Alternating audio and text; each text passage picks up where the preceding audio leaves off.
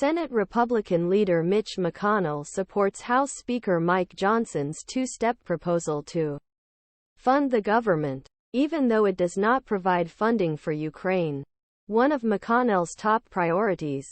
McConnell's decision to adopt the new Speaker's spending strategy means Republican leaders are united heading into the November 17 government funding deadline. As a result, there is increasing pressure on Senate Majority Leader Chuck Schumer to go along with Johnson's plan. Schumer has insisted for weeks that spending legislation must have bipartisan support. And while McConnell is firmly committed to Johnson's proposal, Senate Democrats have no choice but to go along with it. Schumer postponed a procedural vote scheduled for Monday on moving legislative instrument proceed with the resolution to give House more time act. The big question now is whether Johnson can muster enough votes to pass the interim funding measure through the House. But senators said Monday they expect him to deliver.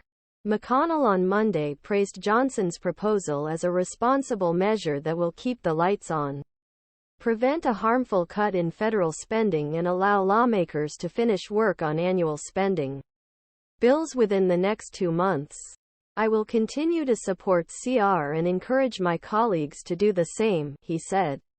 McConnell's allies, including Senate Appropriations Committee Vice Chairwoman Susan Collins, made clear last week that they were not in favor of splitting funds for federal departments and agencies into two funding pools with different expiration dates.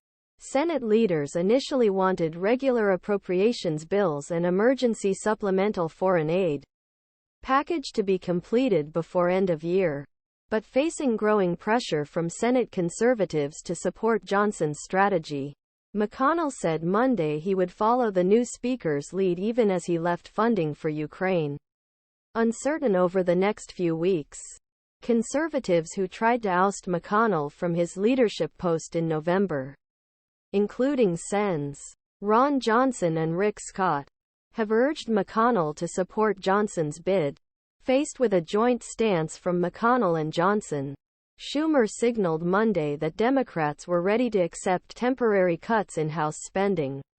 Schumer praised this as a good step in the right direction because it expands government funding at current levels and does not include the sharp cuts that House conservatives have demanded.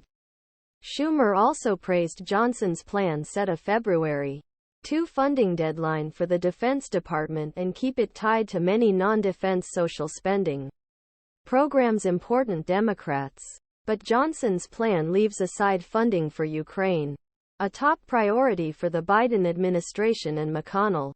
If Congress approves Johnson's proposal to extend current levels through 2024, there won't be another government funding bill to pass for Ukraine or Israel until January. Lawmakers may now consider the possibility of adding it to the annual defense authorizat.